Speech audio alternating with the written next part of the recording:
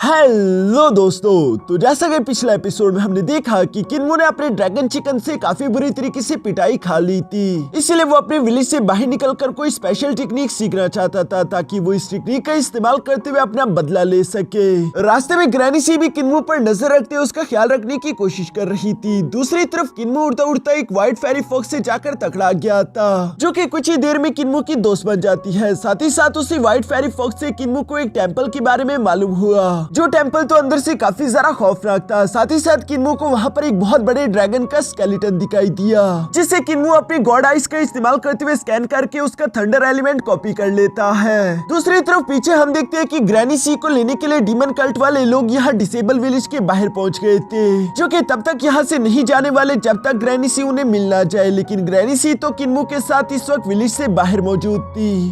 अब आगे तो नेक्स्ट एपिसोड की शुरुआत यहाँ बिल्कुल उसी सीन से शुरू होती है, जहाँ किन्मो अपने मैजिकल स्टाफ की तरफ देख रहा था और वो उस फेरी फॉक्स को बताता है कि मेरी मैजिकल स्टाफ किसी भी इवल थॉट को महसूस कर सकती है। यहाँ इसकी एनर्जी पता नहीं किसकी इवल थॉट से लगातार बढ़ती ही जा रही है। जो सब सुनकर तो फेरी फॉक्स भी काफी ज्यादा घबरा चुकी थी, क्योंकि पहले यहाँ पर कई सारे अनडेड्स थे जो कि इस जगह को प्रोटेक्ट कर रहे हैं। साथ ही साथ फेरी फॉक्स की नजर उसी ड्रैगन स्केलेटन पर पड़ गई थी, जो कि एक फ्रोजन क्रिस्टल के आसपास लिपटा हुआ था। और उस फ्रोजन क्रिस्टल के अंदर एक और बेबी ड्रैगन है, जिसकी बॉडी के आर पार एक सोट गई हुई थी, जो देखकर तो वो डर के मारे कांपने लगती है। लेकिन दूसरी तरफ किन्मो ये सारा नजारा देखकर अब सब कुछ समझने लगा था कि जरूर यहाँ पर कुछ अरसे पहले एक बहुत बड़ी जंग हुई होगी, जिस जंग के दौरान ड्रैगन क्वीन का ये बच्चा मारा गया। ड्रैगन क्वीन अपने बच्चे की मौत का सदमा बर्दाश्त नहीं कर पाई, इसलिए वहाँ पर मौजूद उसने सारे इंसानों को खत्म करके अनडेड्स में बदल दिया। जो सारे के सारे अनडेड अब डे एंड नाइट उसके बच्चे की हिफाजत करने के लिए यहाँ पर आसपास घूमते रहते हैं। यहाँ जब किन्मो ये सब कह ही रहा था, तभी अचानक उसे पीछे से किसी की आवाज सुनाई दी, जो सुनकर किन्मो भी चारों तरफ देखकर हैरानगी के साथ कहता है कि आखिर ये आवाज किसकी थी। जो सुनकर अचानक से हम देखते हैं कि उसी बेबी ड्रैगन के साथ उसी फ्रोजन क्रिस्टल के अंदर एक इंसान भी मौजूद था,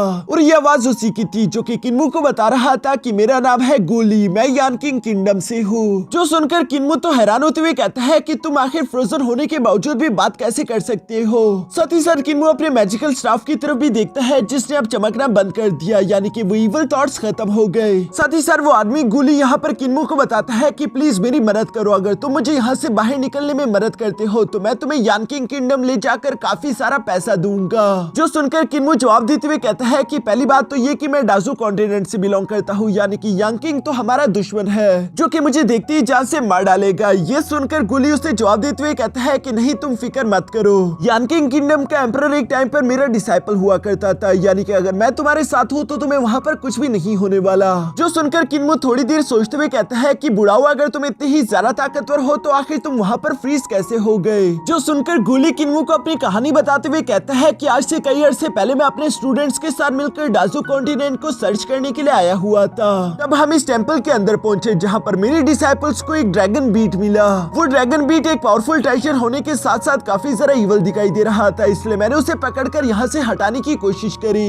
लेकिन वो एक ओल्ड ड्रैगन क्वीन का ड्रैगन बीट था, इसलिए मैंने जैसे उसे हाथ लगाया अचानक वो एक्टिवेट हो गया, जिस वजह से उसने मेरे सारे के सारे डिसाइपल्स का ब्लड एसेंस पूरी तरीके से सोख लिया। मेरे डिसाइपल्स मौके पर ही मारे गए, जबकि मैं भी यहाँ पर पिछले 200 साल से फ्रीज होकर पड़ा हुआ हूँ। जो सुनकर फेरी फॉक्स कहती है, पिछले 200 साल से तुमने कुछ खाया नहीं, पिया नहीं, और उसके बावजूद भी तुम यहाँ पर जिंदा हो। किन्मो, क्या तुम्हें उसकी बातों पर यकीन आ रहा है? जो सुनकर किन्मो जवाब देते हुए कहता है कि हाँ, ये सीनियर कह तो बिल्कुल ठीक रहा, क्योंकि यहाँ पर इस सीनियर के डिसाइपल्स के स्केलेटन्स पड़े हुए हैं। साथ ही साथ किन्मो यहाँ पर उस सीनियर की तरफ देखकर सवाल करते हुए कहता है कि वैसे मुझे बात समझ नहीं आई, तुम्हारा एक हाथ तो साइज से बाहर है, जिसके हाथ में ये फॉरबिडन फ्लैग क्यों है? जो सुनकर गुली किन्मो को जवाब देते हुए कहता है कि फ्रोजन होने से पहले मैंने अपनी इस ट्रेजर को फौरन बाहर निकाल लिया था। मैं इस हाथ का इस्तेमाल करना चाहता था अपनी तलवार को पकड़ने के लिए, लेकिन मैं वो कर नहीं पाया। अब यंग मैन, तुम्हें ही मेरी मदद करनी होगी, मुझे यहाँ से आजाद करवाओ। अगर तुमने इस ड्रैगन के स्केलेटन पर हमला करके उसे खत्म कर दिया तो ये ड्रैगन बीड मुझे दोबारा से सील नहीं कर पाएगी। जो सुनकर किन्मो जवाब देते हुए कहता है कि अभी तो मैंने बस मुश्किल से अपना स्पिरिट एम्ब्रियो अवेकन करा है, भला मैं इतनी आसानी के साथ एक ड्रैगन गॉड की स्पिरिट को कैसे कट कर सकता हूँ? फिलहाल के लिए मैं इतना ज्यादा ताकतवर नहीं। जो सुनकर गुली दूसरी तरफ किन्मो को जवाब देते हुए कहता है कि नहीं, परेशान होने की कोई बात नहीं, मेरी ये सोड बहुत ही ज्यादा खास है, जो कि स्पेशली यानकिंग ने हमारे लिए बनवाई थी। इसको बनाने के लिए हेवन एंड अर्थ के ट्रेजर्स का इस्तेमाल किया गया था। इस तरह की टोटल 4 तलवारें तब के टाइम बनाई गई थी, जो कि कोर्ट के मेंबर्स को दी गई ताकि वो इसका इस्तेमाल करते हुए यान किंग का साथ दे सके।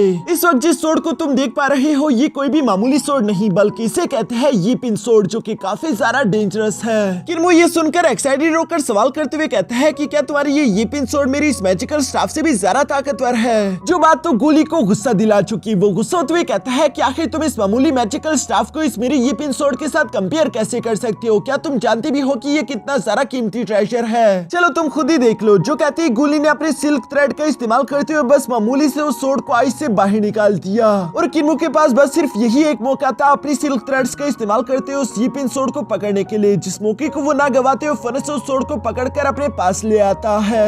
ये देखकर तो गुली काफी ज्यादा खुश हो गया। वो किन्मो से कहता है कि चलो अब इस यी पिन सोर्ड का इस्तेमाल करते उस ड्रैगन बोन्स को काट डालो।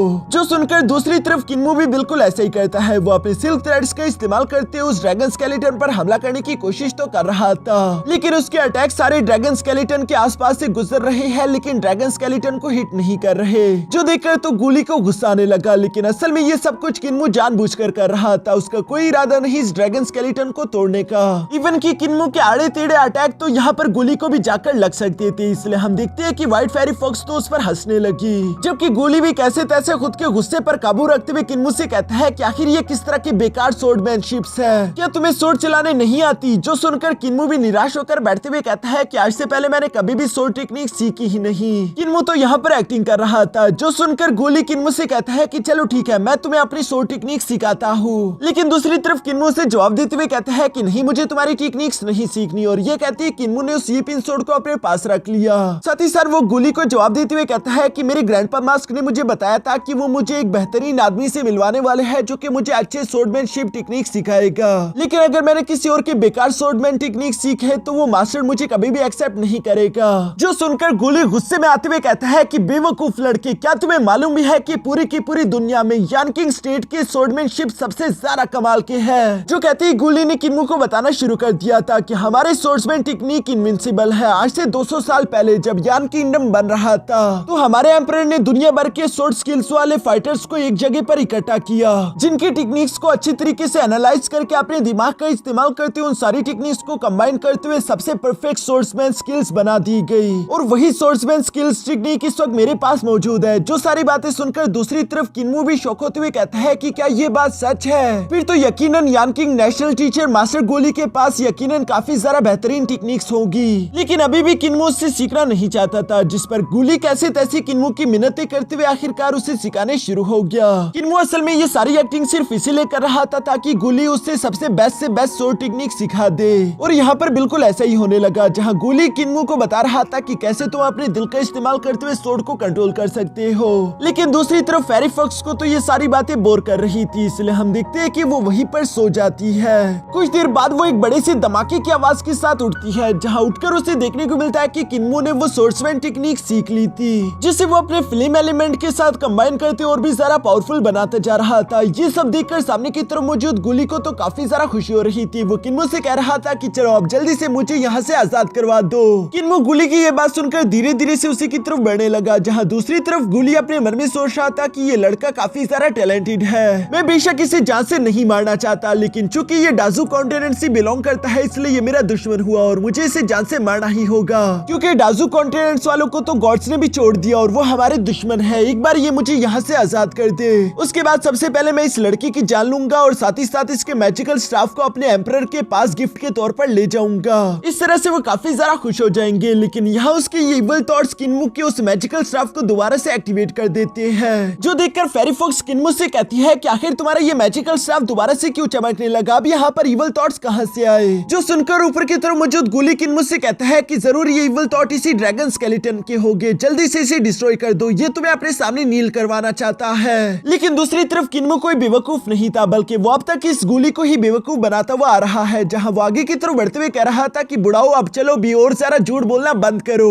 क्योंकि मैं तुम्हारी सारी की सारी सच्चाई जानता हूँ, मेरे पास भी दिमाग है। देखो ड्रैगन बीट यहाँ पर बेशक लोगों को मारकर उन्हें कॉर्प्स में बदल सकता है, लेकिन ड्रैगन बीट बिल्कुल भी ऐसी पावर नहीं रखता कि वो किसी को पूरी तरीके से स्केलेटन में बदल दे। यहाँ पर फिलहाल दो तरह की बॉडीज है, जिनमें से एक कॉर्प्स है और दूसरे स्केलेटन्स। जो सुनकर फेरी फॉक्स भी डरते डरते कहती है कि किन्मो अगर ड्रैगन बीट ने यहाँ पर इस आदमी के डिसाइपल्स को नहीं मारा तो इसका क्या मतलब, आखिर उनकी जान कैसे गई? ये सोचते हुए जैसे ही उस गोली की तरफ देखती है वो भी अब किन्मो की सारी बातें समझ गई थी। किन्मो अपने मन में कहता है कि यहाँ पर आती मैंने आसपास की जगहों को एनालाइज करते हुए समझ लिया था कि जरूर जब इस गोली ने आगे की तरफ बढ़ते उस ड्रैगन बीट को पकड़ा होगा तो उस ड्रैगन बीट ने फौरन से इस गोली को फ्रीज करना शुरू कर दिया। ये देखकर गोली घबरा चुका था। वो जानता था कि वो यहाँ पर पूरी तरीके से मारा जा सकता है और उसके पास खाने की भी कमी होगी, इसलिए उसने वक्त रहते फौरन अपने फॉरबिडन फ्लैग को बाहर निकालकर उसका इस्तेमाल करते हुए अपने सारे के सारे डिसाइपल्स की वर्टैलिटी और उनके ब्लड को एब्सॉर्ब कर लिया ताकि वो 200 साल तक सरवाइव कर सके। यहाँ गोली किन्मो की समझदारी देखकर समझ गया था कि ये लड़का तो मेरी मदद नहीं करने वाला, इसलिए वो जोर जोर से हंसते हुए यहाँ पर फेरी फॉक्स को बेवकूफ बनाने की कोशिश करने लगा। वो कहता है कि लड़के तुम बिला वजह के सिर्फ गैसेस लगा रहे हो, ऐसी कोई भी बात नहीं। व्हाइट फॉक्स मुझे लगता है कि तुम्हें मेरी मदद करनी चाहिए, अगर तुम मुझे यहाँ से आजाद करवाने में मेरी मदद कर दो तो उसके बाद मैं तुम्हें बहुत ज्यादा ताकतवर बना सकता हूँ। जो सुनकर किन्मो फेरी फॉक्स को बताता है कि इस आदमी की बातों में मत आना। क्या तुम्हें याद नहीं कि शुरू में मेरा मैजिकल स्टाफ इवल थॉट्स की वजह से चमक रहा था और तभी हमें इस आदमी गोली की मदद की आवाज सुनाई थी। जब हम इसके पास पहुंचे तो उसने चमकना बंद कर दिया क्योंकि तभी आदमी सोच रहा था कि ये हमें बेवकूफ बनाकर हमारी मदद लेकर खुद को आजाद करवा लेगा और जब इसे लगा कि ये अपने मकसद में कामयाब होने वाला है तो इसकी इवल थॉट्स दोबारा से वापस आ गई, जिसकी वजह से मेरा मैजिकल स्टाफ भी दोबारा चमकने लगा था। यानी कि अगर सीधा सीधा कहूँ तो इसका यही प्लान है कि एक बार जब हम इसको आजाद करा दे तो ये सबसे पहले हम दोनों की जान ले लेगा। अब चूंकि यहाँ पर गोली का सारा की सारा प्लान रिवील हो चुका था इसलिए वो इवल्स की तरह जोर जोर से हंसना शुरू कर देता है, जिसकी वजह से किन्मो का मैजिकल स्टाफ और भी ज्यादा इवल थॉट्स को महसूस कर पा रहा था। ऊपर से हम देखते हैं कि गोली यहाँ पर अपने फॉरबिडन फ्लैग की एनर्जी इकट्ठा करते हुए कह रहा था कि लड़के तुम्हें क्या लगता है कि बेशक तुम्हें मेरा प्लान समझ आ गया तो तुम यहाँ से जिंदा निकल कर चले जाओगे, ऐसा नहीं होने वाला।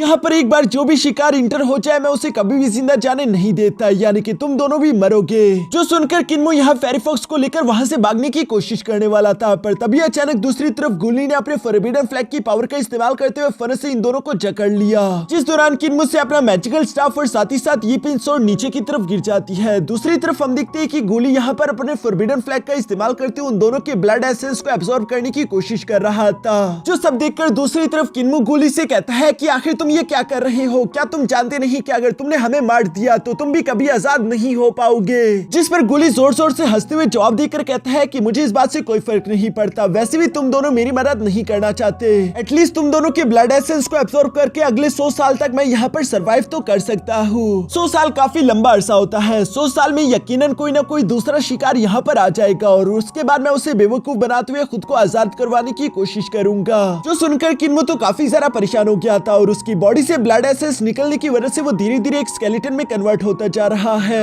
साथ ही साथ किन्मो को काफी ज्यादा तकलीफ भी हो रही थी, लेकिन वो खुद को आजाद करवाने के लिए कुछ न कुछ सोचने की कोशिश कर रहा था। अचानक से उसकी नजर अपनी यीपिन स्वॉर्ड पर पड़ गई, जो देखकर किन्मो यहाँ पर गोली से कहता है कि ख्वाब देखना बंद करो, मैं ओवरलोड बॉडी के साथ पैदा हुआ हूँ, मुझे तुम जैसा कोई कमजोर वॉरियर नहीं हरा सकता। ये कहते ही किन्मो ने अपनी 2 उंगलियों के सिल्क थ्रेड का इस्तेमाल करते हुए फौरन से यीपिन स्वॉर्ड को कंट्रोल करते हुए यहाँ गोली के फॉरबिडन फ्लैग पर हमला करते हुए उसे फौरन से तोड़ दिया, जो बात तो गोली ने बिल्कुल भी एक्सपेक्ट नहीं करी थी। यहाँ उसके फॉरबिडन फ्लैग की टूटने की वजह से किन्मो और फेरी फॉक्स दोनों ही आजाद होकर नीचे गिर जाते हैं। साथ ही साथ दोनों की वाइटैलिटी और ब्लड एसेंस भी वापस से रिकवर हो चुके थे, जो देखकर किन्मो बिना कोई सेकंड जाया करते हुए फौरन से व्हाइट फेरी फॉक्स को लेकर वहां से भागने लगा। लेकिन ये देखकर गोली को तो काफी ज्यादा गुस्सा आ रहा था। वो गुस्सा होते हुए कहता है कि किन्मो तुम मेरे जंगल से बचकर नहीं जा सकते, और ये कहते उसने फौरन से एक पाम अटैक रेडी करते हुए किन्मो पर हमला कर दिया।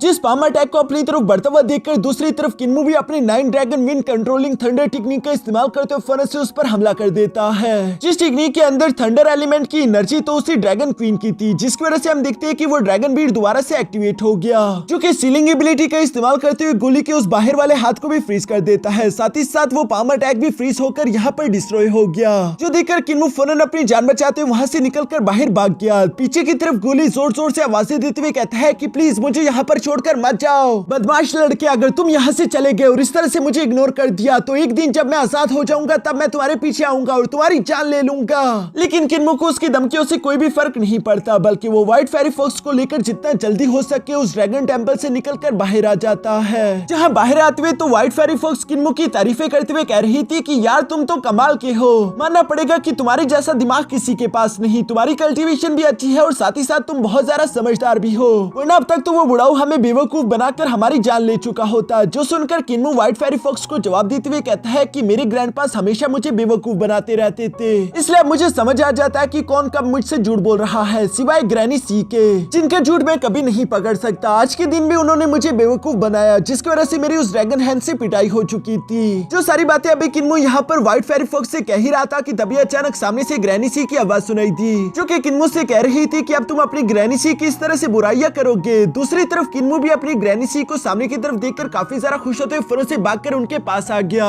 जहाँ किन्मो ग्रैनी सी को अपनी न्यू तलवार दिखाते हुए बताता है कि ग्रैनी सी देखो, मुझे ये न्यू यीपिन सोर्ड मिली, आप प्लीज देखकर बताइए कि क्या ये मेरे मैजिकल स्टाफ से भी ज्यादा ताकतवर है। जो सुनकर ग्रैनी सी ने उस यीपिन सोर्ड को गौर से देखना शुरू कर दिया और वो किन्मो को बताती है कि हाँ, इसमें थोड़ा बहुत फर्क तो है, लेकिन तुम्हारे ये दोनों ही मैजिकल ट्रेजर बहुत ही ज्यादा रेयर और कीमती है। लगता है कि तुम्हें तुम्हारी ये न्यू तलवार इस व्हाइट फेरी फॉक्स की वजह से मिली, इसलिए मैं इसका शुक्रिया अदा करना चाहती हूँ। जिसे शुक्रिया के तौर पर ग्रैनी सी एक बुक प्रोवाइड कर रही थी। इस बुक में एक कल्टीवेशन मेथड थी, जिसका इस्तेमाल करते हुए व्हाइट फेरी फॉक्स खुद को पहले से भी ज्यादा ताकतवर बना सकती है। लेकिन दूसरी तरफ व्हाइट फेरी फॉक्स उस अजीब सी बुक को देखकर मना करते हुए कहती है कि नहीं, मुझे पढ़ने नहीं आता, इसलिए मैं इसका इस्तेमाल नहीं कर सकती। ग्रैनी सी भी फेरी फॉक्स की ये बात सुनकर जवाब देते हुए कहती है कि चलो कोई बात नहीं, वैसे भी इस टेक्निक को मास्टर करना इतना आसान काम नहीं, क्योंकि अगर इसमें छोटी सी भी गलती हो गई तो तुम्हारा तंदूरी चिकन बन जाएगा। ये बात सुनकर तो फेरी फॉक्स घबरा चुकी थी और वो डर के मारे फौरन नीचे की तरफ आते हुए कहती है कि किन्मो, तुमने बिल्कुल सही कहा था, तुम्हारी ग्रैनी सी वाकई में काफी ज्यादा खौफनाक है। इसके बाद सीन शिफ्ट होकर दूसरी तरफ यहाँ एल्डर विलेज पर आ जाता है, जहाँ जब किन्मो अपने ग्रैनी सी के साथ वापस आ रहा था तो वो देखता है कि उनके विलेज के सामने तो कई सारे बड़े बड़े बिल्डिंग्स थे और वो हैरान होते हुए कहता है कि आखिर ये 2 दिन में इतने बड़े बड़े बिल्डिंग्स यहाँ पर कैसे बन गए, जिन बिल्डिंग्स के ऊपर बहुत बड़ा होली मास्टर लिखा हुआ था। यहाँ किन्मो तो अभी भी काफी सारा हैरान दिखाई दे रहा है, लेकिन दूसरी तरफ ग्रैनी सी के हाथ ठंडे होने लगे। किन्मो ये देखकर हैरान होते हुए ग्रैनी सी से सवाल करके पूछता है कि ग्रैनी सी, आखिर आपको क्या हुआ, क्या आप ठीक हो? लेकिन ग्रैनी सी तो उससे कोई भी जवाब नहीं देती, बल्कि वो किन्मो को पकड़कर यहाँ अपनी विलेज की तरफ बढ़ने लगी। जहाँ आती अचानक से उस मास्क वाले आदमी ने तो ग्रैनी सी की एनर्जी को महसूस कर लिया था और वो कहता है कि सी यू तुम अपने एंसेस्टर को देखकर उन्हें ग्रीट नहीं करोगी। जो सुनकर ग्रैनी सी फौरन से उस मास्क वाले आदमी की तरफ बढ़ते हुए कहती है कि सी यू अपने एंसेस्टर को ग्रीट करती है।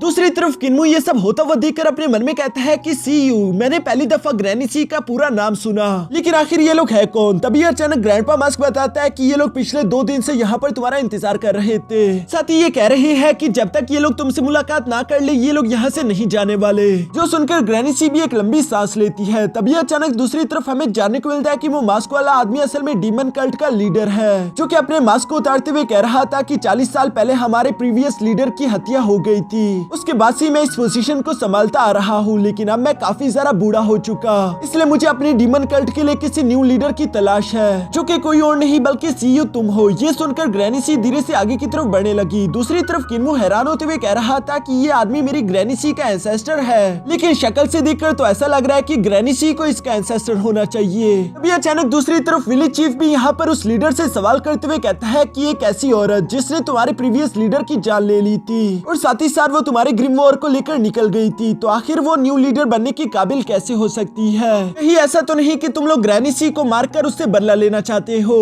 जो सुनकर सामने मौजूद वो मास्क वाला आदमी जवाब देते हुए कहता है कि एक ऐसा इंसान जिसने हमारे लीडर को जान से मार डाला और साथ ही साथ हमारी होली बुक भी चुरा ली, मुझे लगता है कि वो हमारे प्रीवियस लीडर से ज्यादा केपेबल था, इसी वजह से वो ये सब करने में कामयाब हो पाया और वो अगला लीडर बनने की काबिल है, इसलिए मैं ग्रैनी सी को अगले लीडर के तौर पर सपोर्ट करता हूँ। जो सुनकर किन्मो हैरान होते हुए कहता है कि क्या ऐसा भी होता है? इवन की ग्रैंडपा क्यूसी भी फौरन से यहाँ ग्रैनी सी के पास आकर उससे मजाक करते हुए कहते हैं कि ये तो मजा आ गया, देखो तो सही, तुम जैसी बुढ़ाऊ भी पूरे के पूरे डीमन कल्ट की लीडर बन जाएगी, कितना मजा आएगा। लेकिन ग्रैनी सी ग्रैंडपा क्यूसी को धिक्का मारते हुए कहती है कि मुझसे दूर रहो। दूसरी तरफ वही लीडर यहाँ पर ग्रैनी सी से कहता है कि अगर तुमने मेरी इस रिक्वेस्ट को रिफ्यूज किया और हमारे साथ वापस डीमन कल्ट को ज्वाइन करने से मना करती हो, तो इसका मतलब कि हमारे प्रीवियस लीडर को एक आउटसाइडर ने जान से मारा होगा, जो बात बिल्कुल भी बर्दाश्त नहीं की जा सकती और खून का बदला सिर्फ खून ही हो सकता है, यानी कि हमें तुम्हारी जान लेनी होगी। जो सुनकर तो किन्मो परेशान हो गया कि ये लोग मेरी ग्रैनी सी को मारना चाहते हैं, लेकिन दूसरी तरफ विलेज चीफ को उसकी ये बात बिल्कुल भी अच्छी नहीं लगती,